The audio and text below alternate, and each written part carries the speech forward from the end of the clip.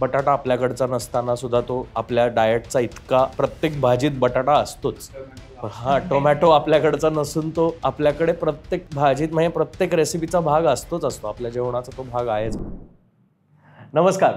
जंगल एकोसच्या या भागामध्ये आपल्या सगळ्यांचं खूप खूप स्वागत आहे. हा भाग आमच्यासाठी खूप स्पेशल आहे, कारण आजपर्यंत जंगल एकोसच्या सगळ्या भागांमध्ये आपण अशा पाहुण्यांना भेटलो जे वाईल्ड लाईफ रिलेटेड काम करतायत किंवा ॲक्च्युली जंगलामध्ये जाऊन काम करतायत, फॉरेस्टमध्ये काम करतायत. पण आज जे आपले पाहुणे आहेत, ज्यांचं नाव आहे अभिजित पाटील, स्वतः उत्तम फोटोग्राफर, गेल्या काही वर्षात अनेक लीडिंग न्यूजपेपर्ससाठी फोटोग्राफी केलेली आहे. त्यांची फोटोग्राफी खरंच बघण्याजोगी असते. पण हे सगळं काम थोडंसं बाजूला सारून गेली काही वर्ष अभिजित खूप इंटरेस्टिंग एका प्रोजेक्टवरती काम करतोय, जे त्याच्याच तोंडून ऐकून घेण्यात मला खूप उत्सुकता आहे. पण तुम्हाला थोडीशी ओळख करून देतो. आम्ही बोलणार आहोत सीड्सबद्दल, म्हणजेच बी बियाण्यांबद्दल. तर जास्त वेळ न घालवता आपण सुरुवात करूया जंगल एकोसच्या या पॉडकास्टला अभिजित पाटील बरोबर.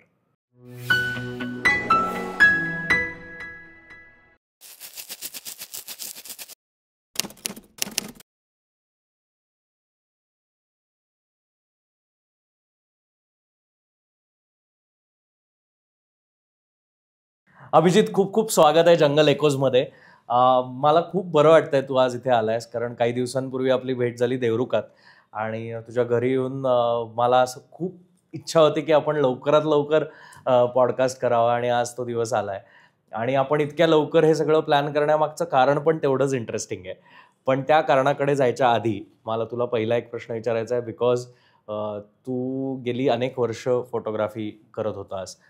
काही न्यूजपेपरसाठी सुद्धा तू एक्सक्लुझिव्हली फोटो जर्नलिझम केलेलं आहेस. त्या व्यतिरिक्त तू एन्व्हायरमेंटल ॲस्पेक्टनी सुद्धा फोटोग्राफी खूप करत होतास. तो प्रवास कसा सुरू झाला, आणि फोटोग्राफर म्हणून हे सगळं काम करत असताना अचानक निसर्ग संवर्धनाकडे वळावं असं कसं वाटलं? फोटोग्राफीचा प्रवास ॲक्च्युली आपण जिथे बसलोय तिथपासून लांब नाही सुरू झाला. NFAI जवळच आहे. सो माझी मेंबरशिप होती आणि कॉलेजमध्ये मी NFAIमध्ये जी काय फिल्म्स स्क्रीन होतील ते ऑलमोस्ट एक 4 ते 5 वर्ष मी तिथे जे स्क्रीन होईल ते सगळं बघितलेलं आणि त्यातून एक सिनेमॅटोग्राफी असो किंवा फोटोग्राफी असो याची आवड निर्माण झाली. व्हिज्युअल्सची आवड निर्माण झाली आणि व्हिज्युअल्सच्या माध्यमातून कथा सांगण्याची आवड निर्माण झाली. फोटो जर्नलिझम हा इन्सिडेंटल होता. मी 19 वर्षाचा असताना सकाळमध्ये ॲज अ फोटो जर्नलिस्ट कामाला लागलो. फक्त 19 वर्ष? हो, खूपच. I was the youngest in that building, जी मेन ऑफिस आहे सकाळचं. So as a photo journalist सकाळमधून सुरुवात झाली आणि तिथे काम जसं सुरू झालं तसं it was extremely exciting time. म्हणजे एखाद्या क्राईम सीनवरती सकाळी उठल्यावर तुम्ही जाता, तिथून तुम्ही एखाद्या पॉलिटिकल रॅलीला जाता, तिथून एखाद्या कल्चरल इव्हेंटला सवाई गंधर्वसारखं तुम्ही कव्हर करता, मग स्पोर्ट्स एखादा इव्हेंट करून तुम्ही रात्री एका ठिकाणी कुठेतरी आग लागली ती कव्हर करून येता. हे एक प्रकारचं इमोशनल जिम्नॅस्टिक असतं आणि त्यांनी एक प्रकारे आय थिंक त्यांनी एक व्हिज्युअल स्टाईल दिली कामाला, कारण त्यातून तुम्ही इतक्या प्रकारच्या गोष्टी डॉक्युमेंट करता की त्यातून you can't avoid but start having your own perspective towards looking at things. पण cutting a long story short, photo journalism अनेक वर्ष झाल्यानंतर याकडे कसा वळालो, तर पी साईनाथ म्हणून एक जर्नलिस्ट आहेत आणि त्यांचे लेक्चर्स मी ऐकले आणि ॲक्च्युली मला माझ्या मुळांशी फायनली कनेक्ट होता आलं. मी सांगलीच्या कंदूर नावाच्या एक छोट्याशा शिराळा तालुक्यातल्या गावातून येतो आणि सगळं घर शेतीतलंच आहे. पण लहानपणापासून त्यापासून दूर जाण्याची एक इच्छा होती, कारण आजूबाजूचं चित्र विदारक होतं. कारण इंडस्ट्रियल फार्मिंग आपल्याला ग्रीन रेव्होल्यूशननी केलेल्या ज्या गोष्टी आहेत त्यामध्ये साखर कारखाना असा एक मोठा आपल्याला दिसतो, पण त्याच्या मागे स्मॉल लँड होल्डिंग्स किंवा ऑलमोस्ट नो लँड होल्डिंग्स असलेल्या फार्मर्सचं काय झालं, त्या शेतकऱ्याचं काय झालं हे दिसत नाही. आणि ते चित्र मला पी साईनाथांच्या सॉर्ट ऑफ पर्स्पेक्टिव्हनी दिसू लागलं. आम्ही सगळी गावातली जी आत्ता पण स्थिती आहे सगळ्या खेडेगावांमधली, की तरुण मंडळींना शहरात यायचं आहे आणि परत जायचं नाही. ह्याचं कारण कुठेतरी डिस्फंक्शनल शेतीची जी काय स्ट्रक्चर तयार झालं आहे, मग ते विदर्भातल्या बीटी कॉटन्सशी रिलेटेड आत्महत्या असतील किंवा इथल्या ऊसाचा प्रश्न असेल. तर इसेन्शियली ते जसं दिसू लागलं, लक्षात आलं की अरे हे नुसतीच आता आता हे कळालंय की हे डॉट्स कनेक्ट झालेत. ह्यातलं पॉलिटिक्स समजतंय की हे बदलण्यासाठी हे खूप मोठं स्ट्रक्चर उभं राहिलंय इंडस्ट्रियल फार्मिंगचं आणि त्याच्याकडे वेगळ्या दृष्टीने पाहण्याची गरज आहे. पण ह्याच्या गप्पा मारून कंटाळा आला, की नुसतंच किती दिवस बोलणार की नाही असं झालं पाहिजे, तसं झालं पाहिजे. म्हणून एक 8 वर्षापूर्वी मग ह्यामध्ये उडी घेतली आणि आज सीड स्टोरीजच्या निमित्ताने एक प्रकारे फुल सर्कल येतोय असं म्हटलं तरी चालेल. तुझा फोटो जर्नलिझमचा जो प्रवास आहे तो मला नंतर कधीतरी खूप छान उलगडून ऐकायला आवडेल, कारण तुझ्याकडे अशा अनेक स्टोरीज असतील ज्या तुला सांगायच्या आहेत किंवा तू त्यावेळेला अनुभवल्या आहेत, त्या तुला काही रिस्ट्रिक्शन्समुळे त्यावेळेला सांगता आल्या नसतील. कारण आपण जेव्हा एखादा जॉब करत असतो तेव्हा आपल्याला अनेक रिस्ट्रिक्शन्ससुद्धा असतात त्या जॉबबरोबर. पण हे जे स्टोरी सांगण्याचं एक जे तुझ्याकडे स्किल आहे, जे तू आता सीड स्टोरीज मार्फत सगळ्यांसमोर आणतोयस. सो सीड स्टोरीजबद्दल सांगायचं तर एक असं आगळं वेगळं एक्झिबिशन तू पुण्यातल्या सगळ्या लोकांसाठी घेऊन येतोयस.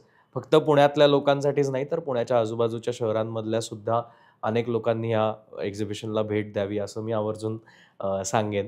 तर ह्या सीड स्टोरीजची कल्पना म्हणजे बीजकथा, ही कन्सेप्ट तुझ्या डोक्यात कशी आली? नक्की तुम्ही काय करताय ह्या एक्झिबिशनच्या अंडर, ते आधी जाणून घेऊया आणि मग खोलात शिरूया अजून.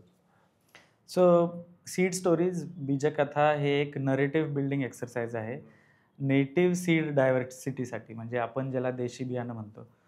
तर इसेन्शियली सीड स्टोरीजची आयडिया कशी आली हा जर विषय असेल, तर मी म्हटलं तसं माझा प्रवास जसा झाला, तर त्यामध्ये मला हे लक्षात येतं की मोनोक्रॉपिंग हा एक खूप मोठा विषय आणि तो नुसता कल्टिवेबल सीड्सचा नाही, म्हणजे आपल्या शेतातलं नाही, तर जंगलामध्ये सुद्धा डायव्हर्सिटीचा जो ऱ्हास आहे तो गेल्या अनेक दशकांमध्ये, मग ग्रीन रेव्होल्यूशन असो किंवा ॲक्च्युली इंडस्ट्रियलायझेशनपासूनचा, तो आता इतका मोठ्या प्रमाणात झालेला आहे की कल्टिवेबल सीड्समध्ये एस्टिमेशन्स आर क्वाईट वाईल्ड की आपण किती डायव्हर्सिटी लॉस केला आहे. आणि वाईल्डमध्ये तर even almost we can say like close to like they say 90% and it is debated, but wild plants आणि वाईल्ड लाईफची डायव्हर्सिटी ही गेल्या काही दशकांमध्ये खूपच जास्त हॅम्पर झाली. सो जेव्हा ह्याचा विचार करत असताना असं लक्षात आलं की ह्या सगळ्या विषयांना हात घालायचा असेल तर सीड्स हे खूपच इफेक्टिव्ह माध्यम आहे. आणि दुसरी गोष्ट म्हणजे हा विषय कायमच ॲग्रिकल्चर आणि एन्व्हायरमेंटशी रिलेटेड राहिलेला आहे. पण खरं सांगायचं गेलं तर diversity of seeds is also a socio cultural subject आणि त्या दृष्टीने आपण ह्याच्याकडे बघत नाही हे लक्षात आलं. म्हणजे की कुठलीही गोष्ट ही आपल्याला रिसर्च पेपरमधून जितकी समजत नाही किंवा पटत नाही, तितकी ती कथेच्या माध्यमातून पटते.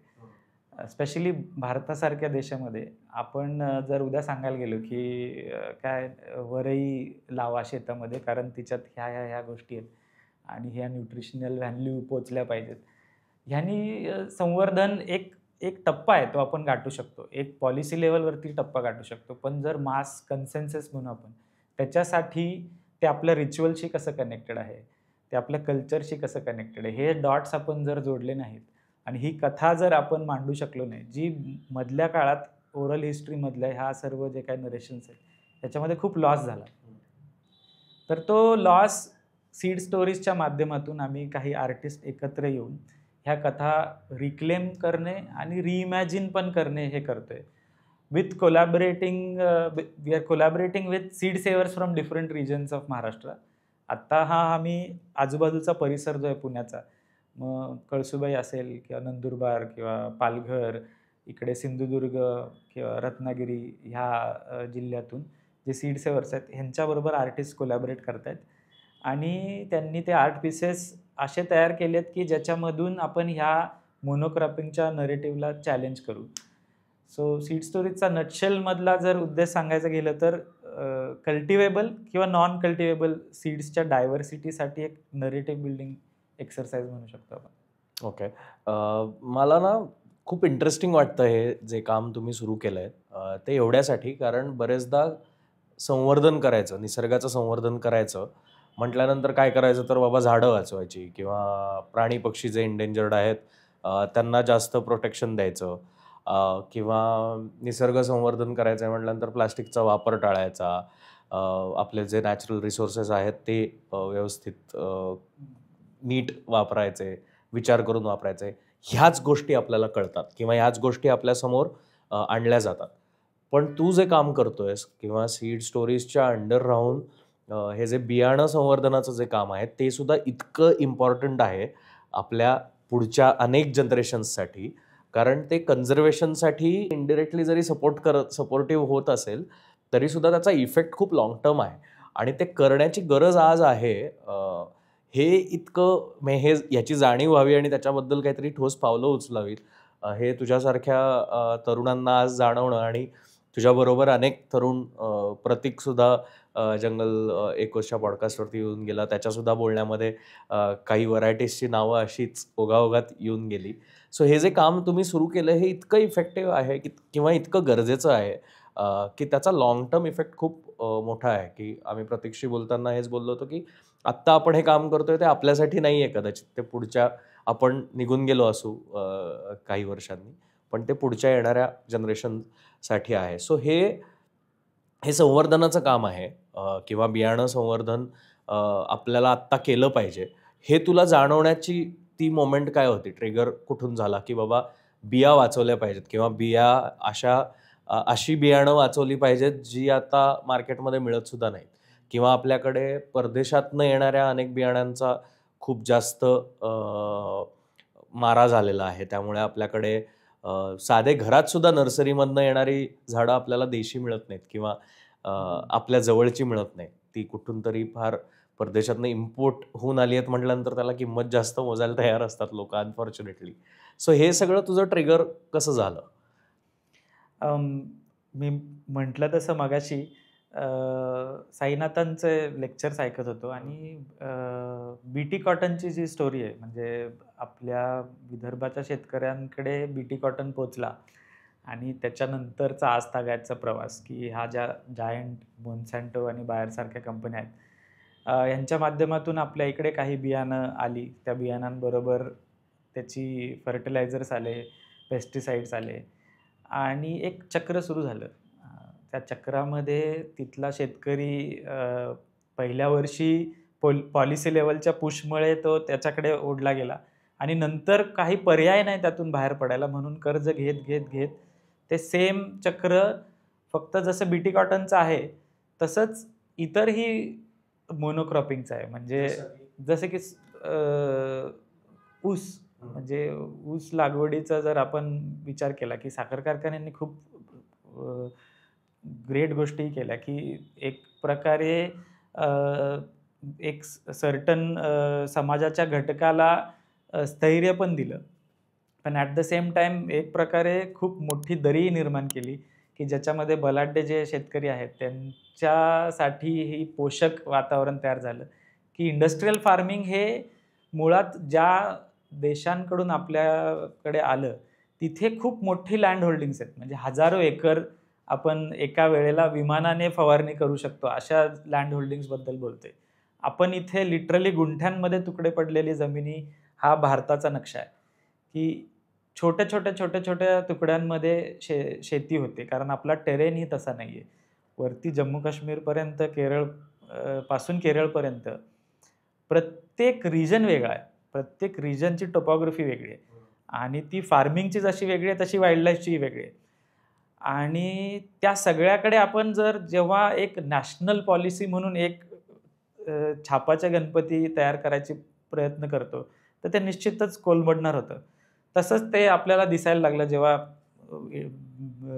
शेतकरी आत्महत्या हा विषय तितका चर्चेला जात नाही, पण आपल्या इथून पुण्यापासून खूप जास्त अंतरावर नसलेल्या ह्या प्रदेशामध्ये आत्ता अजूनसुद्धा ज्वलंत असलेला हा विषय आहे.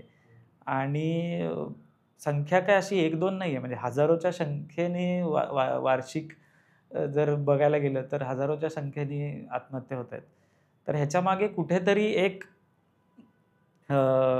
सॉर्ट ऑफ स्ट्रक्चरल प्रॉब्लेम आहे आणि तो स्ट्रक्चरल प्रॉब्लेम हा येऊन परत सीड्सशी भिडत होता, की जे डायव्हर्स सीड जो रेझिलियन्स देऊ शकतं.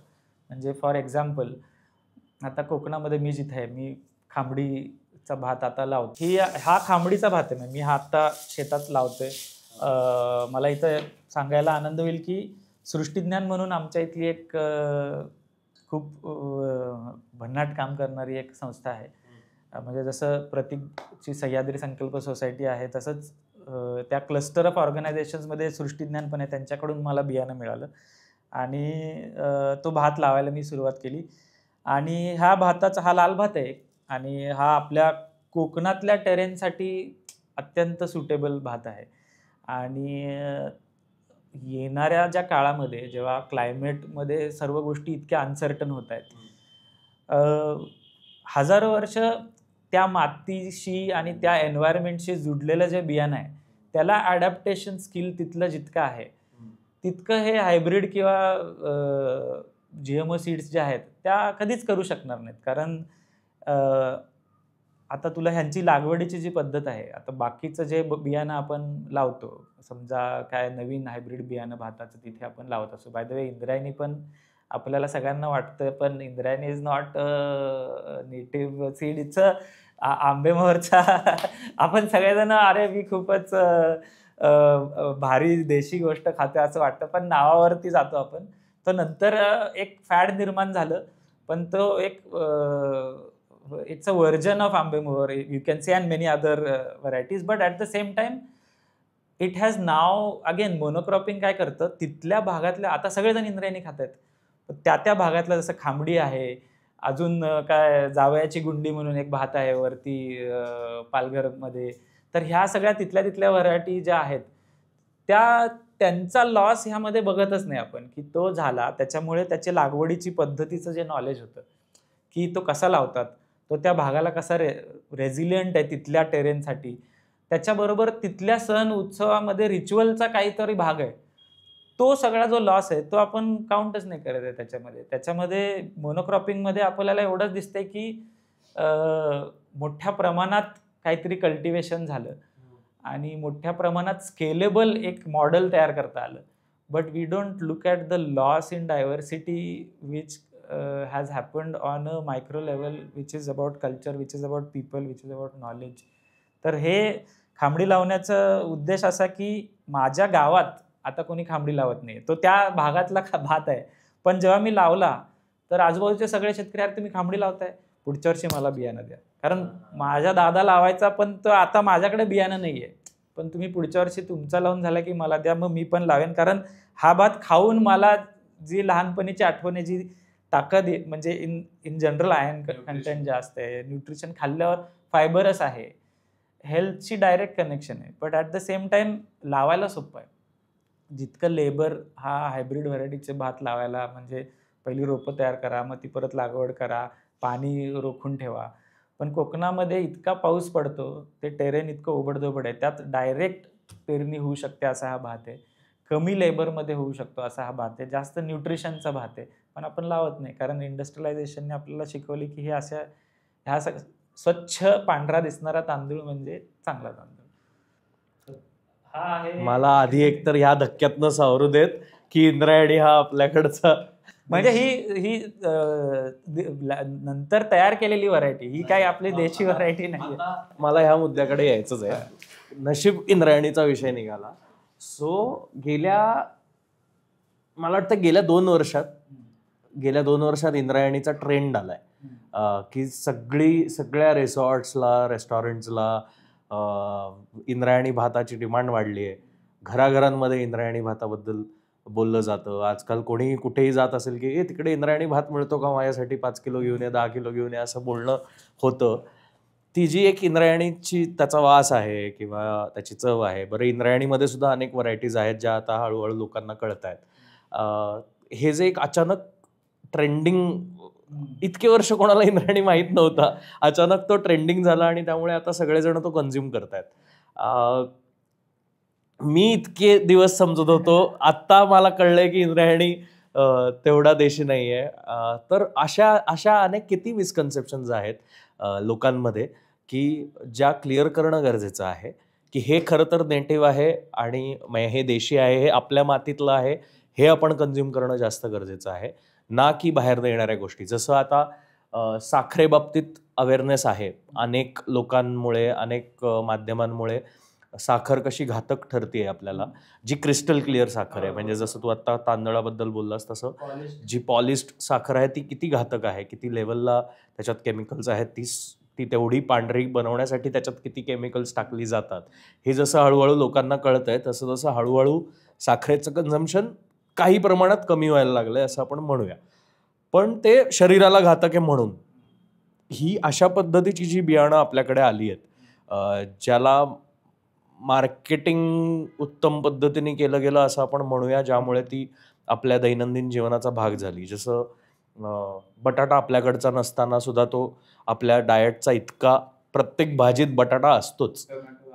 टोमॅटो आपल्याकडचा नसून तो आपल्याकडे प्रत्येक भाजीत, म्हणजे प्रत्येक रेसिपीचा भाग असतो. आपल्या जेवणाचा तो भाग आहेच. बटाटा, भात आपल्याकडचा आहे, पण त्याच्यातल्या पण ह्या ज्या व्हरायटीज आपण कन्झ्युम करतोय त्याच्याऐवजी ह्या ज्या देशी व्हरायटीज आहेत त्या ॲक्च्युली कुठेतरी मार्केटमधनं निघून गेल्यामुळे त्याची मागणी, तसा पुरवठा असं म्हणतो, त्याची मागणीच नाही आहे. त्यामुळे पुरवठा करणारे लोकसुद्धा बॅकफुटला जाऊन ज्याची मागणी आहे त्याचा पुरवठा करायचा प्रयत्न करतात.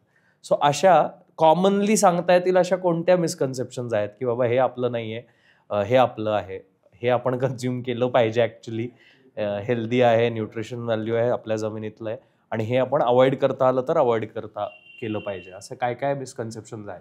इंद्रायणी तर मला आज असा हायलाईट मिळाला आहे आज. माझ्यापेक्षा सीड स्टोरीजवरती आमचे कोलॅबोरेटर आणि मी ज्यांना मेंटॉर मानतो असे संजय पाटील सर आहेत, ज्यांनी खूप नेटिव्ह सीड्समध्ये काम केलं. त्यांच्याकडून मला ही माहिती कळेल. माझा तुझ्यासारखीच रिॲक्शन होती. आणि इसेन्शियली हा एक म्हणजे मिसकन्सेप्शन्स खूप आहेत, पण I will start addressing from an angle of trends. काय होतं, एक ट्रेंड येतो म्हणजे जसा इंद्रायणीचा आहे, हां, की ट्रेंड का डेंजरस असू शकतो. कारण ट्रेंड इंद्रायणी म्हटलं तर एक प्रकारे आपल्याच व्हरायटींमधून डिराईव्ह झालेलं आहे, आणि इंद्रायणी शेल्फवर आल्यावर आंबेमोहर हळूहळू त्या शेल्फवरनं निघून गेला, जो इथला खरा तर जास्त नेटिव्ह म्हणता येईल. पण ट्रेंडनी काय होतं, हे जे छोट्या गोष्टी असतात ना, ज्या इकोसिस्टीमला जास्त रेझिलियंट बनवत असतात, मग ती शेतातली असो किंवा जंगलातली असो. म्हणजे ट्रेंड काय येतो की जंगलामध्ये ग्लिरिसिडिया लावायचा ट्रेंड येतो. म्हणजे तुला फॉरेस्ट मध्ये प्लांटेशन जे होतं त्याचा ट्रेंड आला की जंगल पटकन वाढायला ग्लिरिसिडिया लावू. आता थॉट तसा चुकीचा नाहीये, पण ट्रेंड आल्यावर काय होतं, सगळीकडे सगळेजण ग्लिरिसिडिया लावतात किंवा सगळीकडे सगळेजण इंद्रायणी लावतात. पण मला असं वाटतं की ह्या विषयाकडे ॲड्रेस करण्यासाठी सगळ्यात इम्पॉर्टंट पर्स्पेक्टिव्ह हा आहे की लोकल इकोसिस्टीम्सचा एक सॉर्ट ऑफ नॉलेज बेस तयार झाले पाहिजे. आणि लोकल वेन आय से म्हणजे लिटरली हा पुण्याचा जर परिसर धरला तर एक 40-50 किलोमीटर जिथे टेरेन एकसारखा आहे, इकोसिस्टीम एकसारखी आहे, इथे काय उगवतं, इथे काय रेझिलियंट आहे. कारण मुळात जेव्हा आपला भात किंवा आपलं आज आपण काय व्हिगनिझम समजा असेल तर आल्मंड मिल्क आपण सस्टेनेबल जर म्हणायला गेलो तर ते आल्मंड उगतोय अमेरिकेत, मग तो त्या शिपमध्ये बसतोय, मग तो कुठेतरी साऊथ एशियन कंट्रीमध्ये जाऊन प्रोसेस होते, मग ते टेट्रापॅक तयार होते, आणि मग ते तिथून शिप होऊन अजून 4 ठिकाणावरनं जाऊन इथल्या आपल्या लॉ कॉलेज रोडवरच्या किंवा जिथे कुठे तुम्ही राहत असाल तिथल्या शेल्फवरती येते. तर how is this model in any way sustainable? So misconceptions about sustainability or this thing, the biggest is following a trend. I think the biggest misconception is if I see like म्हणजे एखाद्या शेल्फवरती अचानक नुसते लेबल्सवरती मला sustainable दिसते, पण त्याच्यावर विश्वास ठेवण्यापेक्षा ही longer process आहे, आणि म्हणूनच जे स्लो असतं ते जास्त टिकाऊ का असतं, की तुम्हाला आजूबाजूला खरं तर चौकशी करायला लागेल. समजा आता मी रत्नागिरीमध्ये आणि माझ्या इथला हा भात आहे, तसंच माझ्या इथल्या आजूबाजूच्या भाज्या कुठल्या आहेत, माझ्या इथं उगवणारं जसं नाचणी आहे, वरई आहे, अजून बाकीचे मिलेट्स आहेत, हरिक आहे त्या भागातला, तर हा मी डाएटमध्ये आणू शकतो का, जेणेकरून मी म्हटलं तसं ते उगतंय कुठंतरी सातासमुद्रापार, तिथून ते जहाजातून तिकडे तिकडे तिकडे फिरून माझ्यापर्यंत येतं, त्यापेक्षा मी एक डायरेक्ट कनेक्ट माझ्या उगवणाऱ्या शेतकऱ्यावर करू शकतो. आता हे पुण्यासारख्या शहराला मी समजू शकतो, हे अवघड आहे. पण आता येणारी क्रायसिस पण खूप मोठी आहे, आपण जी बघतोय, ज्याला आपण म्हणतोय की क्लायमेट क्रायसिस. तू जे खूप लोकांशी बोलतोयस, तुला लक्षात येते की डायव्हर्सिटीचा लॉस किंवा इकोसिस्टीमचं जे काय झालंय ते भगदाड पण खूप मोठं आहे. म्हणजे ते छप्पर फट गया है और अभी हम सीने का कोशिश कर रहे, वो ठिगळं लावतोय आपण. पण त्याची जर छोटी सुरुवात करायची असेल, it would be in my perspective just try and ask around and figure out the knowledge base of where you are. इथे काय उगत होतं, इथल्या भागामध्ये जास्त इझिली अवेलेबल काय आहे, जे खूप लांबून नाही येणार. That would be far more sustainable step than just following a trend की किनोआ सस्टेनेबल आहे. तर किनोआ तो कुठं ते मेक्सिको किंवा साऊथ अमेरिका अचानक quinoa has become staple diet now. म्हणजे आजकाल लोकांना असं वाटतं की किनोआ हे खूप गरजेचं आहे आपल्यासाठी. कदाचित हेल्थ बेनिफिट्स असतील सुद्धा किनोआचे, पण ते लिटरली आपल्याच मातीत उगवलेलं धान्य असल्यासारखं ते त्याचा वापर वाढला आहे. सगळ्यात ज्यात त्यात किनोआ दिसतंय आजकाल, त्याची किंमत वाढली आहे. पण लोकांना हे कळत नाही की ते येण्यासाठी, जसं आत्ता तू म्हणालास की बरेचदा आपल्याकडे आपण ज्या गोष्टी कन्झ्युम करतो त्याचा कार्बन फुटप्रिंट ट्रेस आउट नाही करत लोक. म्हणजे माझ्या प्लेटमध्ये जर अमुक एक पदार्थ किंवा अमुक एखादं फळ येतं आहे जे परदेशातनं येत आहे, म्हणजे फॉर एक्झाम्पल किवी सारखं फळ घेऊया आपण, की सेफ आहे किवी, त्यामुळे किवीसारखं फळ घेऊया की जे येतंय परदेशातनं, पण ते माझ्या प्लेटमध्ये येईपर्यंत माझा कार्बन फुटप्रिंट किती आहे. जे माझ्या देशातलं फळ नाही आहे त्याच्यासाठी मला ते कुठून तरी मागवावं लागतंय. त्याच्यासाठी अगेन शिपिंग कॉस्ट आली, त्याच्यासाठी जळणारा कोळसा आला, मग कार्गो चार्जेस, त्याच्यासाठी जळणारं इंधन आलं. सो आपण म्हणतोय की अरे हां ठीक आहे, सस्टेनेबल आहे किंवा हे फळ मला कन्झ्युम केलंच पाहिजे वगैरे, पण ॲक्च्युली आपण किती प्रमाणात रिसोर्सेस वापरतोय ते. मी किवी एक्झाम्पल देतोय, अशी अनेक छोटी छोटी एक्झाम्पल असतील ज्याच्या केवळ आपल्याला माहिती नाही आहे किंवा आपल्याला ती चुकीची माहिती मिळते आहे म्हणून आपण ते कन्झ्युम करायला लागलो आहे. अनफॉर्च्युनेट आहे हे. आता जसं तू म्हणालास तसं लोकल फार्मर्सकडे जाऊन माहिती मिळवा, पण प्रत्येकजण ही माहिती नाही मिळवू शकत.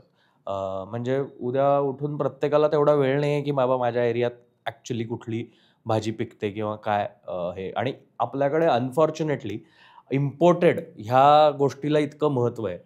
म्हणजे आणि आत्ता नाही, अनेक वर्षांपासून आहे की इम्पोर्टेड गोष्ट आपण वापरतोय किंवा कन्झ्युम करतोय. त्याचं एक वेगळं महत्त्व लोकांना वाटतं की अरे मी इम्पोर्टेड अफोर्ड करू शकतो, मी त्याच्यावर पैसे खर्च करू शकतो म्हणून ते महत्त्वाचं आहे. पण ते खरंच गरजेचं आहे का? ते खरंच तुम्हाला शरीराला तेवढं पोषक आहे का? ह्याबद्दलचा विचार केला जात नाही अनेक वेळेला. म्हणजे माझ्याकडनंही केला गेला नाही आहे गेल्या अनेक वर्षात. हे मला आत्ता आत्ता एक 2-3 वर्षांमध्ये मला जाणवायला लागलं आहे की यार माझं पण कन्झ्युमर बिहेवियर जे होतं ते कुठेतरी माझ्या शरीराला सुद्धा घातक होतं किंवा माझ्या आजूबाजूच्या इकोसिस्टमला सुद्धा कुठेतरी घातक होतं. सो हा जो प्रॉब्लेम आहे की मला माहिती नाही माझ्या मातीत काय वाढतंय, ते जाणून घेण्यासाठी सीड स्टोरीजसारख्या प्लॅटफॉर्मची नक्कीच मदत होईल. पण त्या बरोबरीने अजून तुला असं काय वाटतं की हे सोल्युशन मला दिसतंय आत्तापुरतं, जे तू ऑलरेडी सुरू केलं आहेस की तुझ्याकडचा भात लावायला सुरुवात केली आहेस किंवा इतर अनेक धान्य जी मिलेट्स आपण म्हणतोय आता सध्या, तुम्ही सगळे डायटिशियन्स जर कोणी न्यूट्रिशनिस्ट किंवा डायटिशियन्सला फॉलो करत असतात तर सगळे अचानक आता मिलेट्सबद्दल बोलायला लागलेत. जे इतकी वर्ष भात कन्झ्युम करू नका असं सांगत होते, ते मधल्या काळात गहू कॅन्सल करून आता भातच कन्झ्युम करा सांगायला लागले. मग काही जण अर्थात त्याच्यावरती जसं जसं अभ्यास होत जातो तसं तसं नॉलेज अपडेट होत जातं, तर ते आता मिलेट्सवर शिफ्ट झालेत. तर हे मिलेट्स काय प्रकरण आहे नक्की, किंवा ह्याबद्दलची माहिती कशी मिळवावी प्रत्येकाने, कन्झ्युमर्सनी, ह्याबद्दल तुला काय सोल्युशन वाटतं? सो म्हणजे बरेच विषय आपण आता we touch many aspects of the subject. पण हा आहे, there is a missing link, ज्याच्यामध्ये प्रत्येक भागामधल्या लोकल व्हरायटीज, मग त्या एडिबल व्हरायटीज असोत किंवा वाईल्ड व्हरायटीज, म्हणजे इवन रिस्टोरेशनमध्ये आज तू प्रतीकशी बोललास आणि आम्ही सगळेच इन्व्हॉल्ड आहे त्या हॉर्नबिल नर्सरीबद्दल पण तुम्ही चर्चा केली असेल. तर गेटिंग क्रेडिबल इन्फॉर्मेशन की माझ्या सराउंडिंगमध्ये काय उगवतं, ही अवघड गोष्ट आहे. म्हणजे मी समजू शकतो की मला आज मी ह्या सगळ्या उपद्व्यापामध्ये 10 वर्ष समजा माझं डोकं चालू असेल after coming to the city आणि working as a photo journalist, आणि आता पर्माकल्चरची प्रॅक्टिस असो, नॅचरल फार्मिंग, अजून बऱ्याचशा पद्धती ह्यांनी सेन्सिटाईज झाल्यावरती आज मला वाटते कुठंतरी सरफेस स्क्रॅच होते. मला पण आत्ता कुठे लक्षात येते, आणि हा प्रवास लांबलचक आहे. म्हणजे unfortunately there is no quick fix to this. I understand की युअर क्वेश्चन इज लाईक मी कुठे जाऊन विचारू. काही छोटे छोटे प्रयत्न आजूबाजूला आहेत, ते थोडंसं शोधल्यावर सापडतात. म्हणजे मी मगाशी तू बोलत असताना ॲक्च्युली तुला म्हणणार होतो की मी काय खूप दूर नाही आहे ह्या सगळ्यापासून, की मी आता अचानक एक मातीतलं आयुष्य जगतोय असं होणारच नाही. मग काही पिढ्या जाणार आहेत ही लाईफस्टाईल चेंज करायला. I don't see this change happening की अचानक माझे सगळे मिसकन्सेप्शन्स जाऊन एक कम्प्लिटली होलिस्टिक लाईफस्टाईल मी जगायला लागेन. माझ्यानंतर म्हणजे बऱ्याच पिढ्या आल्यावरती एक चेंज आपल्याला, एक जो सस्टेनेबल चेंज आपण इमॅजिन करतोय, डायव्हर्स इकोसिस्टम इमॅजिन करतोय, ती येईल. बट हा चेंज स्लो आहे, आणि त्यामध्ये काम करणारी जी लोकं आहेत, ती मंडळी ती आहेत, ती सगळी प्रकाशझोतापासून लांब काम करणारी आहेत. जसे की मी मगाशी नाव घेतलं सृष्टीज्ञान सारख्या संस्थेचं, सह्याद्री संकल्प आहे. त्याच्यानंतर वाईल्ड फ्लॉवर पर्माकल्चर, केतकी तू भेटलासच देवरुखला आल्यावरती, जी सीड स्टोरेजशी पण इन्व्हॉल्ड आहे. आणि त्याच्यानंतर बायफ एक मोठं काम करते. बायफ सारखी संस्था आता म्हणजे ती गांधीजींनी सॉर्ट ऑफ मेंटर सुरुवात केली, जे आपण परत गावाकडे जाऊया ह्या प्रकारच्या नरेटिव्हला. त्यातून इन्स्पायर होऊन ती संस्था आज इतके वर्ष, इतकी दशकं काम करते. आणि संजय पाटील किंवा राजश्री जोशी मॅडम तिथं ज्या आहेत, ज्या ॲग्रो बायोडायव्हर्सिटीबद्दल काम करतात, त्यांच्याकडे इनफ डेटाबेस आहे. तसंच वाईल्डबद्दल बोलायला गेलं तर ऑयकॉस सारखी संस्था आहे, केतकी घाटे आणि मानसी करंदीकर, किंवा NGCPR सारखी संस्था आहेत. ह्या दोन्ही संस्था सीड स्टोरीज बरोबर कोलॅबरेट करतात. त्यांचं काम पण तुम्हाला एक्झिबिशनमध्ये बघायला मिळेल. ह्या संस्था आता ह्या सगळ्या पुण्यातच बऱ्याचशा ह्यातल्या काम करणाऱ्या संस्था आहेत. तर असे काही ॲव्हेन्यूज आहेत. पण मी म्हटलं तसं मलाच 10 वर्ष गेली. मी तुला कसं सांगणार की कुठे जा आणि कुठे भेट. आणि नाही, काय होतं अभिजित, बरेचदा हे जे काम आता तू जेवढ्या संस्थांचं काम नाव घेतलंस, ह्या अनेक संस्थांची कामं ही संस्थेतले सभासद, व्हॉलेंटियर्स आणि त्याच्या आजूबाजूला जे कॉन्टॅक्ट्स आहेत किंवा जी जवळपासची माणसं आहेत, त्यांच्याशीच लिमिटेड राहतं. ते ज्ञान किंवा त्याच्याबद्दलचा जो रिसर्च आहे तो अनफॉर्च्युनेटली सामान्यांपर्यंत पोहोचत नाही. पोहोचवायला कदाचित कमी पडत आहेत संस्था, मीडिया कदाचित त्याची तेवढी दखल घेत नाही. असे अनेक रिस्ट्रिक्शन नाही, असे अनेक ॲक्च्युली लूपहोल्स आहेत त्याच्यात. मी असं म्हणत नाही आहे की कोणीतरी ती जबाबदारी घेतल्यानंतर रोज सगळीकडे दवंडी पिटवून सांगायला पाहिजे की आम्ही ही जबाबदारी घेतली आहे आणि आम्ही हे काम करतोय. माझं असं अजिबात म्हणणं नाही. अर्थात नागरिक म्हणून प्रत्येक नागरिकाचं हे कर्तव्य आहे की आपण आपलं जे जगणं आहे ते जास्तीत जास्त सस्टेनेबल कसं करू शकतो आपल्याचसाठी. आम्ही नेहमी म्हणतो की निसर्गाला आपली गरज अजिबात नाही आहे, आपल्याला निसर्गाची गरज आहे. त्यामुळे तो संवर्धन करण्यासाठी धडपड चालू आहे. त्यामुळे क्लायमेट चेंजेस बद्दल इतक्या गोष्टी लोक ॲक्टिव्हली बोलत आहेत आता, किंवा त्यामुळे वेगवेगळ्या प्रकारची ॲप्स येत आहेत, वेगवेगळ्या प्रकारची टेक्नॉलॉजी डेव्हलप होते. To fight these challenges that are coming. आपण ऑलरेडी काही चॅलेंजेसमधनं पार गेलेलो आहोत, त्यामुळे माणूस म्हणून कदाचित आपल्याला असं वाटूच शकतं की यार आपण इतके सुपिरियर ॲनिमल्स आहोत होमोसेपियन्स म्हणून, की आपली डेव्हलपमेंट खूप चांगली झालेली आहे, आपण कुठलेही चॅलेंजेस फेस करू शकतो. आणि इंडियन्सच्या बाबतीत तर म्हणजे भारतीयांबाबतीत तर हे बोललंच जातं की ते कसंही सर्व्हाइव्ह करू शकतात, त्यांना कुठलेही चॅलेंजेस फेस करण्याची भारतीयांची तयारी असते. पण हे सगळं जरी असलं तरी एकीकडे मला असं वाटतं की कुठेतरी जसं आता सीड स्टोरीज सारखा इनिशिएटिव्ह तू घेतलायस, तसे इनिशिएटिव्ह अजून मोठ्या लेवलला, अजून रेग्युलर लेवलला, रेग्युलर इंटरव्हल्सला घडले पाहिजेत.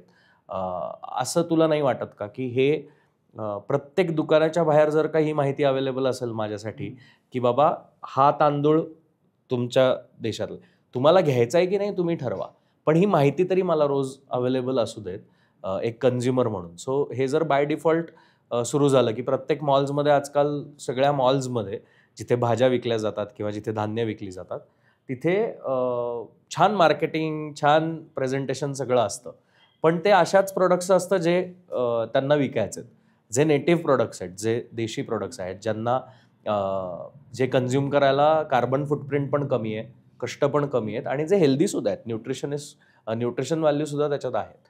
ह्याबद्दलची माहिती अशा पद्धतीने जर सगळीकडे डिस्प्ले झाली तर मला ते रोज डोळ्यासमोर दिसत राहतं, मला लक्षात येत राहतं की अरे हे ॲक्च्युली हे देशी आहे आणि हे वेगळं, हे विदेशी आहे, किंवा मला हे निवडायचं आहे.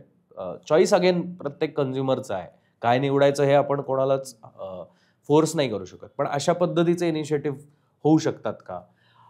किंवा आता जसं आपण बोलतोय ह्या पॉडकास्टच्या मार्फत, तसं ह्या संस्थांमधले जर प्रत्येक मेंबर्स त्यांच्या स्टोरीजबद्दल, त्यांच्या कन्झर्वेशनच्या एफर्ट्सबद्दल जर ओपनली सगळ्या प्लॅटफॉर्म्सवरती येऊन बोलायला लागले किंवा ही माहिती जास्तीत जास्त लोकांपर्यंत घेऊन जायला लागले, तर काही फरक पडेल का असं तुला वाटतंय का? किंवा तू इनफॅक्ट देवरुखला मी आलो होतो तेव्हा तू एक इंटरेस्टिंग गोष्ट मला सांगितली होतीस सीड म्युझियमबद्दल. त्याच्याबद्दल मला जाणून घ्यायला आवडेल की तू एक म्युझियम उभं करण्याचा प्लॅनिंग करतो आहेस आणि ते ॲक्च्युली आता मूर्त स्वरूपात यायला सुरू होईल. हां.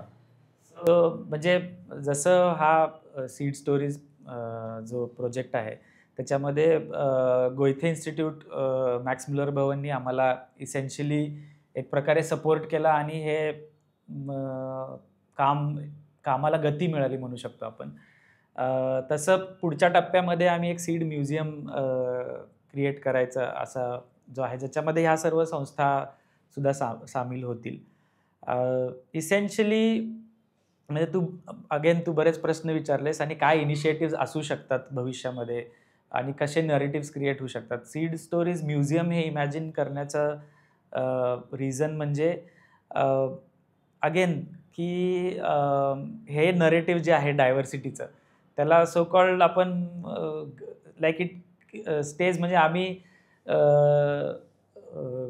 बीज महोत्सव ऑर्गनाईज करतो. देवरुखमध्ये समजा बीज महोत्सव असेल किंवा तिकडे कर्नाटकमध्ये कुठे असेल, तर मैसूरला जसं एक नॅशनल सीड एक्झिबिशन होतं, तर तिथे कायम शेतकरी आणि शेतीशी रिलेटेड, एन्व्हायरमेंटशी रिलेटेड लोक जी काम करणारे तीच जमतात. पण ह्याच्या बाहेर हे नरेटिव्ह जे आपल्या आयुष्याशी इतकं घट्ट नातं आहे त्याचं, हे एस्टॅब्लिश करणारं नरेटिव्ह जे झालं पाहिजे, त्याच्यासाठी सीड स्टोरीज म्युझियमसारखं आम्ही हे इमॅजिन करतोय की आता खरं सांगायला गेलं तर म्हणजे ह्या प्रोजेक्टच्या निमित्ताने जी काही लोक भेटत गेली किंवा जी ऑलरेडी माहिती होती त्यांच्याबरोबर त्यांना जास्त कन्सॉलिडेटेड एफर्ट्समध्ये आम्ही जवळ आणू शकलो. जसं कळसुबाईच्या इथे बाळू घोडे म्हणून एक शेतकरी आहेत, तुम्ही जाल त्यांच्या घरातल्या पडवीमध्ये एक सीड बँक आहे आणि तिथे असं गेल्यावर तुम्हाला लक्षात येते की अरे हे म्युझियम आहे. म्हणजे मला जाऊन डेड गोष्टी इसवी सन पूर्वीच्या बघण्यापेक्षा हा एक माणूस किंवा ममता भांगरे तिथंच राहतात अकोले तालुक्यामध्ये, तर त्यांच्या घरात ते अडकवलेले सगळे गोर्ड्सचे प्रकार, म्हणजे दुधी भोपळा आपला एक 6 फुटी असू शकतो, हे तुम्हाला तिथे गेल्यावर बघता येतं.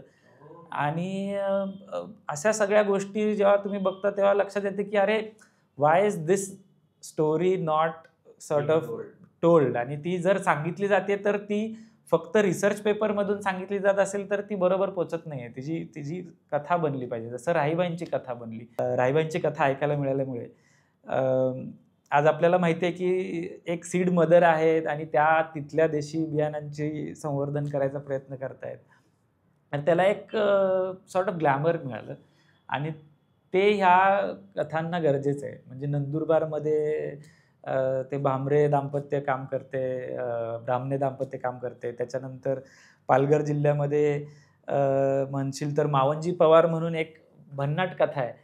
मावंजी पवार इज म्हणजे ते स्वतः 10वी पण झाली नाहीये, आणि त्यांच्या नावावर 3 भाताच्या बियाणांचं पेटंट आहे. आता ही कथा आपल्याला का नाही माहिती? म्हणजे इथे लोक आयुष्य घालवून सुद्धा त्यांच्या नावावरती पेटंट्स नसतात, आणि मावंजींनी त्याच्या पद्धतीनं त्या बियाणांना वैशिष्ट्य त्यांचं नोट डाऊन करून त्यातलं एक बियाणं कमळ नावाचं त्यांनी त्यांच्या बायकोच्या नावावरती त्याला नाव दिले. आता ही एक कथा आहे, ही त्यावरती एक फिल्म होऊ शकते खरं तर, पण ही संजय पाटलांच्या मुळे मला ही लक्षात आली, आणि मला असं लक्षात यायला लागलं की ह्या सर्व स्टोरीज ज्या आहेत, म्हणजे तिकडे खाली मिलिंद पाटील आहेत सिंधुदुर्गात, जे म्हणजे वाईल्ड प्लांट्सच्या नर्सरीमध्ये जर तुम्हाला वन स्टॉप कुठे जायचं असेल तर त्या नर्सरीला, वेस्टर्न घाट्स नर्सरीला कुडाळजवळच्या तुम्ही जावं. की आज म्हणजे जर तो एफर्ट आपल्याला एवढ्या मोठ्या स्केलवरती जर डायव्हर्सिटी लॉस आहे, तर ह्या कामांना जर आपण प्रकाशझोत देऊ शकलो, जे सीड स्टोरीजच्या माध्यमातून आपण करायचा प्रयत्न करतोय, तर कुठेतरी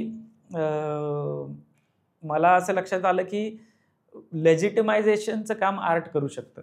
म्हणजे कसं सांगू मी, एखादं समजा विषय आहे आणि तो तू उद्या त्याला एखाद्या गॅलरीमध्ये असं 4 ठिकाणांवर लाईट पडलाय त्याच्यावरती, आणि तुला ते बघितलं, तर ज्या सिरियसनेसने तू बघतोस त्याच्याकडे, तो सिरियसनेस बदलतो. ना की एखाद्या पॅम्पलेटवरती वाचलं की मी जे पण गरजेचं आहे, पण तो सिरियसनेस आपण सीड स्टोरीजच्या माध्यमातून विचार करतोय की ह्या सगळ्या स्टोरीजचं महत्त्व खूप आहे, आणि ते महत्त्व त्यांना ते सेंटर स्टेज देण्यासाठी आपण सीड स्टोरीज सारखा उपक्रम हाती घेतला, की किंवा सीड स्टोरीज म्युझियम जो पुढचा टप्पा आहे, ज्याच्यामध्ये it's a community centre actually, की नुसतं म्युझियम ही एक निर्जीव वास्तू तयार होण्यापेक्षा त्याच्याबरोबर नर्सरी, त्याच्याबरोबर डेमो साईट्स, कल्टिवेशन साईट्स, तिथल्या फार्मर्सचं नेटवर्क, हा एक एक्सटेन्सिव्ह त्याच्यामध्ये प्लॅन आहे. तर तो कुठेतरी सॉर्ट ऑफ एक नरेटिव्ह बिल्डिंग एक्सरसाइज किंवा लेजिटिमायझेशन ऑफ दीज इश्यूज, की हे गरजेचं आहे, आपल्याला पटलेलं आहे, जे सेन्सिटाइज्ड आहेत, पण जेव्हा लार्ज स्केलवर पटवायचं असतं तेव्हा त्याची एक कथाच बनवायला लागते, आणि ते कथा बनवण्याचं काम आम्ही ह्या प्रोजेक्ट थ्रू करायचा प्रयत्न करतोय.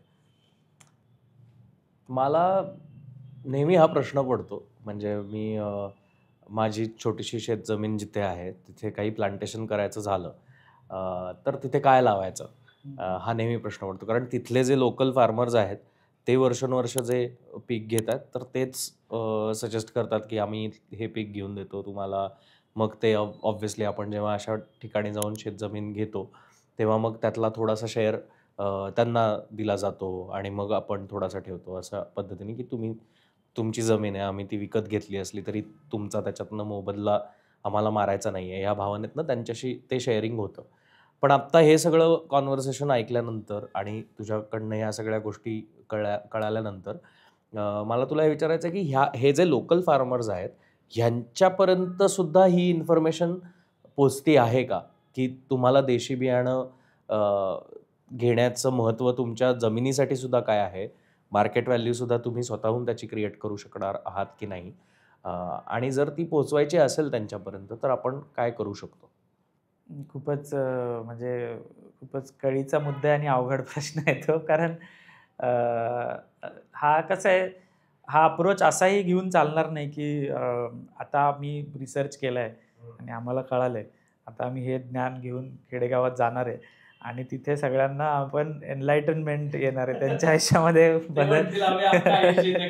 सो हा एक प्रकारे म्हणजे मला हे आमचं स्वतःचं कुटुंब शेतीतलं असल्यामुळे मला थोडासा एक कॉन्टेक्स्ट होता ह्याचा, की म्हणजे अशा प्रकारे चेंज एनिवे होऊ शकत नाही. आणि नक्की चेंज आपण कुणाकडून अपेक्षित करतोय? कारण शेतकऱ्यांकडून अपेक्षा असेल तर मला ॲक्च्युली देअर इज फार लिटल चॉईस. जेव्हा तुमच्याकडे इतके लिमिटेड रिसोर्सेस आहेत, तुम्ही जे मार्केटमध्ये उचललं जाईल ह्याची तुम्हाला थोडीफार जी कल्पना आहे, त्यातून जे तुम्हाला वाटतंय की हा बाबा आता इंद्रायणी भात खपणार आहे, तर मी इंद्रायणी लावतो. मी खांबडी लावत बसलो तर घेणार कोण आहे? तर त्यांच्यावरती ओनस कमी आहे. म्हणजे शेतकऱ्यांवरती हा जो स्विच आहे, त्याचा ओनस कमी आहे. कारण ते ऑलरेडी खूप साऱ्या गोष्टींना फाईट करतायत. म्हणजे एकतर MSP किंवा त्याला जो मिळणारा भाव आहे, त्याच्यासाठी त्यांच्या लढाया चालू आहेत. त्याच्यानंतर फर्टिलायझर, सॉईल फर्टिलिटी बरोबर त्यांचं आहे. लेबर प्रॉब्लेम आहे. मायग्रेशन इतक्या मोठ्या प्रमाणावर आहे. तर ह्या सगळ्याशी ते लढतायत. आय थिंक ओनस आज आपण जिथे बसलोय आणि ज्या प्रकारच्या लोकांशी हा पॉडकास्ट संवाद साधेल, हा आपल्यावर जास्त आहे. की ह्या ज्या चॉईसेस आहेत, त्या छोट्या-छोट्या चॉईसेस जरी वाटल्या अवेअरनेसच्या आपल्या आजूबाजूच्या, तरी ह्यांचा इम्पॅक्ट मोठा आहे. उद्या तो जो एको होतो, म्हणजे जसा किनोआचा झाला असेल, आता त्याचं झालं वेगळंच. पण एखाद्या नरेटिव्हमध्ये आपण जर समजा आपणच जास्त कॉन्शियस चॉईसेस करत गेलो, तर ती डिमांड तिथपर्यंत पोहोचेल. Having said that, I know what you mean, की बऱ्याचशा संस्था, मी म्हटलं तसं बायोसारखी संस्था ह्यामध्ये धडपडते इतकी अनेक वर्ष. जे छोटे क्लस्टर्स त्यांनी तयार केले, तसेच 16 राज्यांमध्ये काम आहे त्यांचं. आणि त्या क्लस्टर्समध्ये हे सेन्सिटायझेशन चालू आहे, की हा जो भात आहे, आता चकावा म्हणून एक काळा भात आहे नॉर्थ ईस्टमधला. म्हणजे जेव्हा एखादी व्हरायटी तिथून नाहीशी होते, तर त्याच्याबरोबर इसेन्शियली एक सेल्फ वर्थ किंवा आयडेंटिटी म्हणू आपण, त्याचा केवढा मोठा लॉस आहे. म्हणजे कसं सांगू, की हारिक म्हणून एक मिलेट आहे. इथे आत्ता माझ्याकडे वरई आहे, नाचणी आहे. हारिक मी आणलं नाही आहे, पण ह्या पण व्हरायटीज. आता वरई आहे, समजा वरई बांधावर लागते, ठीक आहे. वरई बऱ्याचशा रिच्युअल्समध्ये असते बघ, ही आपण उपवासाला जास्त कन्झ्युम करतो. बरीचशी आता महाराष्ट्रातून नाही आहेत, महाराष्ट्राच्या बाहेरूनच येते आपण जी खातो ती. नाचणी आहे. तर ह्या ज्या गोष्टी आहेत आपल्या इथे लागणाऱ्या, तर समजा वरई लावायची जी पद्धत आहे, समजा छोटासा मुद्दा आहे तो, किंवा तो लोकल व्हरायटी मी म्हटलं असं चकाव लावायची एक सर्टन पद्धत असेल, नाचणी लावायची एक त्या भागातली. आता कोकणामध्ये नाचणी लिटरली डोंगर उतारावरती तुम्ही लावू शकता. तर ती पद्धतीचा जेव्हा लॉस होतो, तर ती पद्धत लॉस झाल्यानंतर एक प्रकारचा आयडेंटिटी लॉस आहे. म्हणजे त्या कम्युनिटीला आम्ही 10 व्हरायटीज उगवत होतो आणि आज आम्ही एक प्रकारचं काहीतरी काजूची लागवड करतो, जो इथला नाही पण आहे. म्हणजे पोर्तुगीजांनी काजू आणला, आज जो अख्ख्या कोकणामध्ये उगतोय. तर त्यांनी काय होतं, की एक आपल्याला जो अभिमान असतो ना, माझ्या इथे मला ज्याचं नॉलेज आहे, ती लागवड आणि त्याच्या अराउंड ते सगळे रिच्युअल्स, म्हणजे संक्रांतीला ते त्या छोट्याशा मडक्यात घालणे किंवा त्याचे तोरणं करून आपल्या घराबाहेर सणांना लावणे, गावातल्या शिमगोत्सवामध्ये ह्या सर्व बियाणांचं काय ठिकाणी वापर आहे. तर तो जेव्हा ती बियाणं संपतात, त्याच्यानंतर त्यांचा त्या कल्चरल लॉसमधून एक आयडेंटिटी लॉस पण आहे ना, की मलाच माझ्या जागेबद्दल अभिमान वाटत नाही. त्यामुळे मी सहज उठून मुंबईला जाऊ शकतो आणि मग कारण असं वाटतं, की हे आयुष्य इतकं रिच, म्हणजे ह्या आयुष्यामध्ये काय आहे, म्हणजे आता ह्याच्याबाबत अभिमान बाळगावा असं काय हे वाटण्यामुळे सुद्धा एक प्रकारच्या निराशेमधून म्हणू. आणि त्याला मी म्हणतोय, की त्याला शेतकरी जबाबदार नाहीये, त्याला खूप मोठं स्ट्रक्चर जबाबदार नाही, त्याला कन्झ्युमर्स म्हणून आपण सुद्धा तेवढेच जबाबदार. म्हणजे इनफॅक्ट मला नेहमी असं वाटतं ना, की जेव्हा मन हेलावून टाकणाऱ्या बातम्या वाचतो मी किंवा बघतो शेतकरी आत्महत्यांबद्दल, तेव्हा नेहमी मनात असा विचार येतो की यार आपण आपल्यामुळे कुठेतरी शेतकरी आज ही स्टेप उचलतायत, कारण आपण त्यांना नागरिक म्हणून ती सस्टेनेबिलिटी क्रिएट करून देऊ शकत नाही आहोत कदाचित, कारण आपणच त्यांचे खर्च इतके वाढवलेत. कारण आपल्याला ज्या पद्धतीचं धान्य हवं आहे, आपल्याला ज्या पद्धतीची फळं हवी आहेत, आपल्याला आता मला हा हट्ट कळत नाही लोकांचा अनेक वेळेला की 12 महिने 24 तास आंबा हवा आहे. त्यामुळे शेतकरी कष्ट करतायत की कलम करतायत, वेगवेगळ्या पद्धतीची पिकं घेऊन फवारणी करतायत, जेणेकरून तुम्हाला ते 3 महिने सोडून 12 महिने आंबा मिळण्यासाठी वेगवेगळ्या म्हणजे जून, जुलै, ऑगस्ट, सप्टेंबर, अगदी नोव्हेंबरपर्यंत आंबा मिळायला लागला आहे आजकाल. सो जूनमध्ये संपायचं खरं तर, जून मिडपर्यंत. आता नोव्हेंबरपर्यंत आंब्याचं पीक येतं, आंबा मिळू शकतो. इनफॅक्ट जानेवारीमध्ये माझ्या एका मैत्रिणीचा वाढदिवस होता आणि तिला कोणीतरी आंब्याची पेटी गिफ्ट केली. तर मी म्हटलं की आता हे कसं आहे, हे वाटतं खूप एक्साइटिंग आणि यार मी जानेवारीत सुद्धा आंबा खाऊ शकतो, हा आनंद वेगळा आहे. पण ह्या आनंदासाठी आणि त्या क्षणिक आनंदासाठी किंवा तो उपभोग आपण काही क्षणांसाठी घेतो, पण त्या आपल्या क्षणिक उपभोगासाठी, आनंदासाठी अनेक शेतकरी काय कष्टातनं जात आहेत ह्याची जाणीव कन्झ्युमर्सला नाही आहे. ती तू म्हणतोयस तसं मोठ्या लेवलला ते सगळंच फसतंय. म्हणजे कदाचित त्या बाबतीत बोलणारे चित्रपट नाही आहेत, कदाचित त्या बाबतीत बोलणाऱ्या मालिका नाही आहेत, कदाचित त्या बाबतीत बोलणारे तसे विषय हाताळणारे लोक नाही आहेत. हे विषय तेवढ्या पोटतिडकीनी समाजासमोर मांडले जात नाही आहेत. त्यामुळे कळत नाही आहे खरं तर कन्झ्युमर्सला सुद्धा की यार माझा ह्या छोट्या क्षणिक आनंदामागे ॲक्च्युली किती शेतकरी त्यांच्या जीवावर बेतलाय. पण हा मोठा प्रॉब्लेम आहे. म्हणजे हा तुम्ही बोलून किंवा जंगल इकोची टीम किंवा जंगल इकोज पॉडकास्ट जे ऐकतायत यांच्या आपल्या काही लोकांमुळे ह्याच्यात बदल नाही होणार आहे, हे आपण मान्यच करतो. पण जसं तू म्हणालास, जो मला वाटतं एक खूप महत्त्वाचा मुद्दा आहे, जो माझ्या मनात राहील आता इथून पुढे आपल्या कॉन्व्हर्सेशन नंतर, की मी जे कन्झ्युम करतोय, मी स्वतः जे धान्य विकत घेतोय, त्या धान्याच्या बाबतीत मी डेफिनेटली आता इथून पुढे जास्त कॉन्शियसली बघायला पाहिजे की हे माझ्या मातीतलं आहे की नाही आणि हे माझ्या शेतकऱ्यांनी उगवलेलं आहे की नाही. कारण बरेचदा असं होतं की हे आता correct me if I am wrong, माझ्या कानावर आलेल्या अशा गोष्टी आहेत की काही जी आपल्याकडची पिकं आहेत, जी आपल्या देशी व्हरायटीज आहेत, ह्याचा इम्पॉर्टन्स काही परदेशी कंपन्यांना माहिती आहे. हेल्थ बेनिफिट्सपासनं, न्यूट्रिशनपासनं सगळं त्याची त्यांनी लिटरली हायरार्की घेतल्यासारखं त्याचं प्रोडक्शन त्या कंपनीजकडे आहे आणि एम्प्लॉई लेवलला त्यांनी काही शेतकऱ्यांना एम्प्लॉय केलं इथल्या. मोबदला सगळा परदेशात जातोय. हे बरोबर आहे ना? पेटंटिंग हा एक खूप गहन विषय आहे. म्हणजे it will blow your mind the more you see about what is happening. मोठमोठ्या बलाढ्य ह्या MNCs, मगाशी मी ज्यांची नावं मेन्शन केली, मॉन्सॅन्टो, बायर असतील, तर झालं असं की आपल्याच गोष्टीवरती आपला अधिकार उरला नाही, अशी एक सिस्टीम होऊन बसली आहे की हे नॉलेज थेफ्ट म्हणू आपण त्याला. आणि नॉलेज थेफ्टमध्ये त्यांनी बऱ्याच बियाणांचं पेटंटिंग करून ठेवलेलं आहे.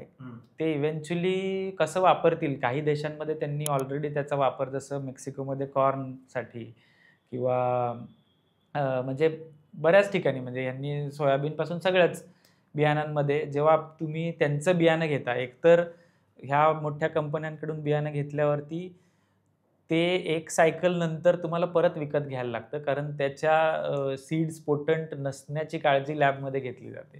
हां, सो तुम्ही जे ह्या बियाणाचं करू शकता की हे बियाणं मी परत नेऊन माझ्या जमिनीत लावू शकतो आणि परत तेच पीक येणार आहे, किंवा इनफॅक्ट त्यातलं चांगलं मी सिलेक्ट केलं तर ते चांगलं पीक येणार आहे.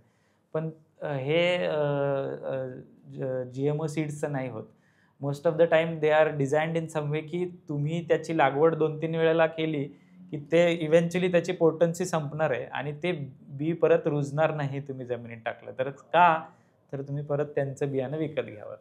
सो ह्या लेवलवरती ह्या गोष्टी चाललेल्या आहेत. सो तू म्हटलास तसं वास्ट सब्जेक्ट आहे. हा काही छोट्या मोठ्या एफर्ट्सचा हे नाही आहे. But at the same time आपल्या सगळ्यांच्या जीवनात शी डायरेक्ट कनेक्ट आहे. म्हणजे we don't see it, there is a big curtain in between आपल्या, की डायव्हर्सिटीचा आणि माझा काय संबंध आहे तसा, पण खूप जास्त डायरेक्ट संबंध आहे त्याच्या. आपल्याला असं वाटतं की म्हणजे त्याच्यामधले कर्टन्स मी जर सांगायला गेलं तर, तू एखादं पॅकेट उचललंस, फूड पॅकेट एखादं, आणि त्याच्या मागे बघायला गेलास, तर ते इन्ग्रेडियंट्स वाचताना तुला अर्ध्या गोष्टी काय लिहिलंय कळत नाही. म्हणजे this is also a way of making sure की तुझ्यापर्यंत तुझा अवेअरनेस पोचणारच नाही ते कुठून येते. त्यामुळे तू म्हटलं तसं आपण की डायरेक्ट आता बाळू घोडेसारखा शेतकरी असेल, की तुमच्या भागातला कोणी शेतकरी असेल, तुला लक्षात आलं की अरे ह्याच्या शेतामध्ये चांगलं उगवतात हे. त्यांच्याकडून जितका शक्य तितक्या गोष्टी घेणे हा एक त्याचा मार्ग छोट्या स्केलवरचा आहे. बड्या स्केलवरचा पॉलिसी लेव्हल्सचे ज्या गोष्टी आहेत, त्याच्यामध्ये इट्स अ लॉंगर फाईट.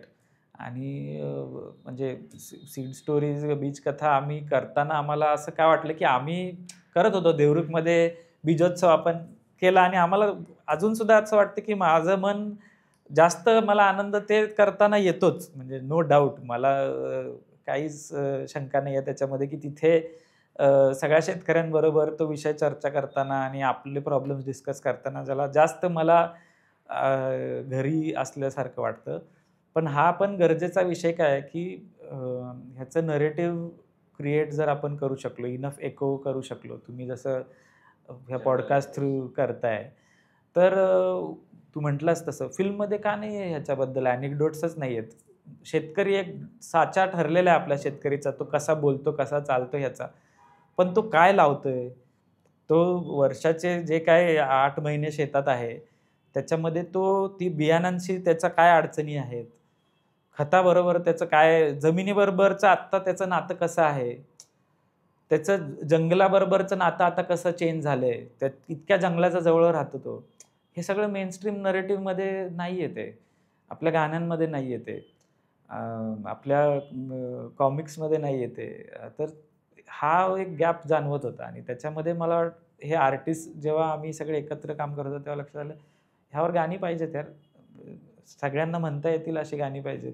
घोषणा पाहिजेत ह्याच्याबद्दलच्या. ज्या बसतील लोकांच्या बोलीमध्ये. पेंटिंग्स पाहिजेत, ग्राफिक्स पाहिजेत, व्हिडिओ इन्स्टॉलेशन्स पाहिजेत, चित्रपट पाहिजेत.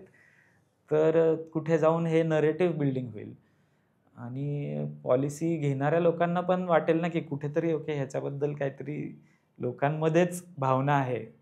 मग ते वोटर बेस प्लीज करण्याच्या नादात का होईना, पण त्याच्याबद्दल काहीतरी स्टेप्स घेऊ शकतील.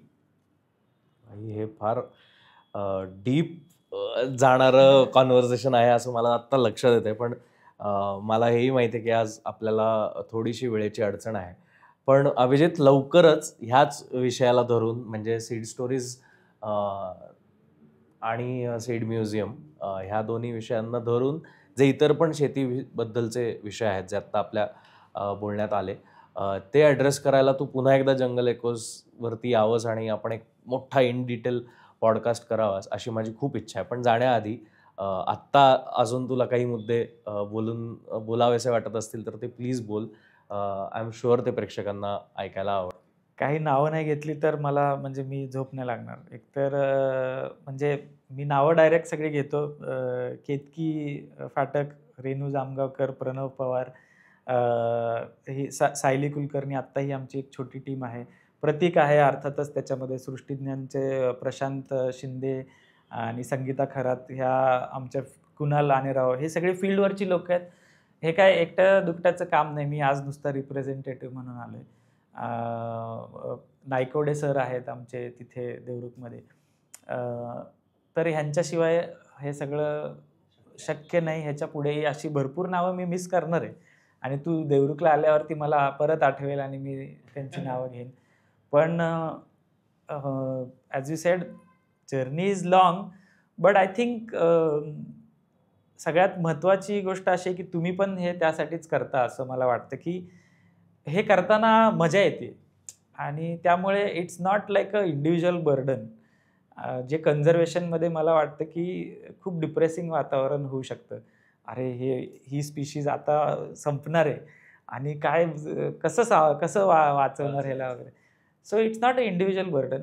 दिस loss is a collective loss of us as a community, us as a species.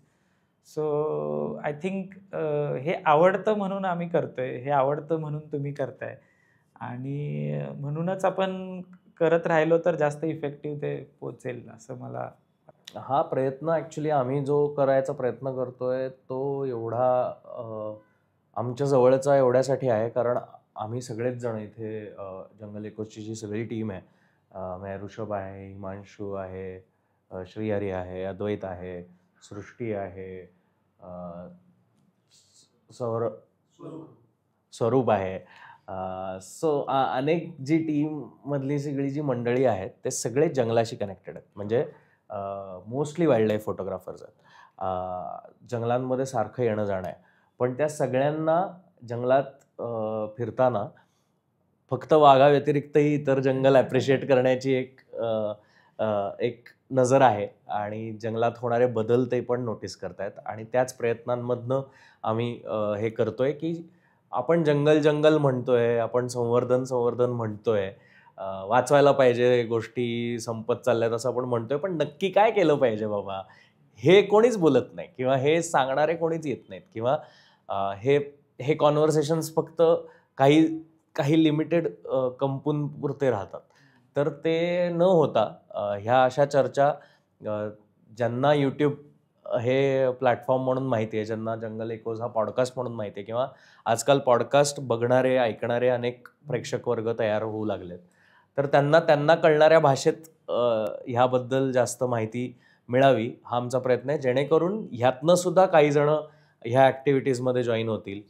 Seed stories सारख्या ॲक्टिव्हिटीज असतील किंवा सीड म्युझियम सारख्या ॲक्टिव्हिटीज असतील किंवा काही शेतकरी असतील ज्यांच्याकडे अजून अशी काही बियाणं असतील जी कदाचित आपल्या पण म्हणजे तुझ्याही अभ्यासातनं अजून सुटलेली असतील. खूप लोकल शेतकरी असतील ज्यांना माहिती आहे की आमच्याकडे पूर्वजांनी हे पीक घेऊन ठेवलं होतं पण आमच्याकडे आता बियाणं नाही आहेत. तर ती बियाणं पुन्हा आपण ह्या छोट्याशा प्रयत्नामुळे जर अशा काही लोकांना कनेक्ट करता येऊ शकलो ज्यांच्याकडे ह्याबद्दलची माहिती आहे आणि ती माहिती आपल्या सगळ्यांपर्यंत पोहोचायला लागली आणि नव्या पद्धतीने जर आपण वेगळी काहीतरी हरित क्रांती आपल्या सगळ्यांसाठीच घडवून आणू शकलो तर आय एम शुअर आपण जो काही प्रयत्न करतोय तो मी म्हणालो तसं की आपल्यापर्यंत जरी नाही पोचला तरी आपल्या येणाऱ्या पुढच्या पिढीपर्यंत पोचेल आणि त्यांच्यापर्यंत जरी नाही पोचला तरी निदान आपण समाधानाने हे जग सोडताना जाऊ शकतो की आपण काहीतरी धडपड केली, आपण काहीतरी पावलं उचलली ज्याचा काहीतरी लोकांना उपयोग झाला. कारण अगेन आय ऑलवेज फील की आपल्याकडे भारतामध्ये डॉक्युमेंटेशनचा प्रॉब्लेम आहे. खूप कमी गोष्टींचं डॉक्युमेंटेशन तितक्याच छान पद्धतीने केलं गेलंय किंवा केलं गेलं असलं तरी सुद्धा ते अवेलेबल नाही आहे. ते सील्ड आहे कुठे तरी, त्याला खूप परवानग्या लागतात ते डॉक्युमेंटेशन बघायचं असेल आपल्याला. जसं नॅशनल फिल्म आर्काइव्हची मेंबरशिप नसेल तर तुम्हाला जुने क्लासिक चित्रपट बघताच येत नाहीत, त्यांचं स्क्रीनिंग सुद्धा खूप लिमिटेड असतं. असे अनेक विषय आहेत ज्याचं डॉक्युमेंटेशन, आर्कायव्हल व्हॅल्यू असलेलं डॉक्युमेंटेशन आपल्याकडे भारतामध्ये अवेलेबल आहे, जे आपल्यापर्यंत अनफॉर्च्युनेटली पोहोचत नाही आहे. ते ह्या माध्यमांमधनं, अशा पद्धतीच्या चर्चांमधनं थोडं का होईना आपण लोकांपर्यंत पोहोचवायचा प्रयत्न करू. हाच ह्याच्या मागचा आमचा मोटिव्ह आहे आणि आय एम व्हेरी हॅपी की तुझ्यासारखी लोकं इतकी ॲक्टिव्हली ह्या संवर्धनासाठी सुद्धा काम करत आहेत. कारण हे खूप महत्त्वाचं काम आहे. मी 10 वेळा हे म्हणायला मला लागलं तरी मी थकणार नाही आहे. कारण it's a very important thing what you guys are doing. आणि सीड स्टोरीज सारखे असे अनेक उपक्रम रोज घडायला पाहिजेत, प्रत्येक शहरात घडायला पाहिजेत. म्हणजे फक्त पुण्यात त्याचं एक्झिबिशन होतं आहे, पण मला वाटतं आहे की जिथे जिथे मेट्रो सिटीज तयार होत आहेत, जिथे जिथे मेट्रो सिटीज ऑलरेडी आहेत, मुंबई आहे, बँगलोर आहे, चेन्नई आहे, बरेच शहरं भारतातले, दिल्ली आहे, तिथे तिथे हे प्रदर्शन गेलं पाहिजे. तिथल्या तिथल्या लोकांना हे कळलं पाहिजे की बाबा अशा पद्धतीचं तुमच्या मातीतलं वाढणारं बियाणं कोणतं आहे आणि त्याच्याबद्दलचं नरेटिव्स फॉर्म झाले पाहिजेत. सो थँक्यू सो मच आज जंगल एकोजवरती येऊन ह्याविषयी थोडीशी माहिती दिलीस त्यासाठी. सीड स्टोरीजबद्दल जास्त माहिती तू प्लीज प्रेक्षकांना सांग. तारखा काय आहेत, व्हेन्यू काय आहे, लोक कशा पद्धतीने जॉईन होऊ शकतात, काही रजिस्ट्रेशन आहे का, कुठली वेबसाईट आहे का, हे सगळं तू प्रेक्षकांना प्लीज सांग. सीड स्टोरीज ह्याचा एक पहिला टप्पा ते त्याचं जे एक्झिबिशन आहे, आम्ही त्याला एक्झिबिशन फेस्टिवल आणि सेलिब्रेशन असं म्हणतोय, ते 28 फेब्रुवारी 2025ला मोनालिसा कलाग्राम कोरेगाव पार्कमध्ये आहे, तिथे हे एक्झिबिशन असणार आहे. 28 फेब्रुवारीला सुरू होतं आहे आणि 11 मार्चपर्यंत तिथे ते चालेल. आणि दिवसभर ते उघडं असणार आहे. रोज काहीतरी वेगवेगळ्या गोष्टी त्याच्यामध्ये होणार आहेत. त्याच्यामध्ये काही एक्सपर्ट्स येऊन बोलतील, शेतकरी येऊन संवाद साधतील ॲक्च्युली त्यांच्या प्रॅक्टिसेसबद्दल. आणि हा पहिला टप्पा आहे ज्याच्यामध्ये तुम्ही आम्हाला येऊन तिथे भेटू शकता, ते काम बघू शकता. पुढचा प्रवास बराच लांबलचक आहे. मी म्हटलं तसं सीड स्टोरीज म्युझियम हे आम्ही देवरुखजवळ मोर्डे गाव आहे तिथे बनवण्याचा आता संकल्प केलेला आहे म्हटलं तरी चालेल. आणि तिथून हा एक लॉंग टर्म काम चालू राहील. आत्ता तिथे एक सृष्टीज्ञानची छोटी सीड बँक आहे सृष्टीज्ञान संस्थेची, पण ते मोठं आम्ही इमॅजिन करतोय की तिथे वेगवेगळ्या ॲक्टिव्हिटीज ह्याच्याशी रिलेटेड, मग त्या फक्त कल्टिवेबल सीड्सच्या नाहीत, पण जसं वाईल्ड प्लांट्सची नर्सरी असेल, रिस्टोरेशन साईट्स आहेत, त्याची सगळ्यांची इकोसिस्टीम एक प्रकारे तिथे तयार करण्याचा आमचा मानस आहे.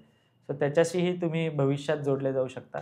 पण एक्झिबिशनला 28 फेब्रुवारी ते 11 मार्च जरूर या आणि तिथे आपण भेटू.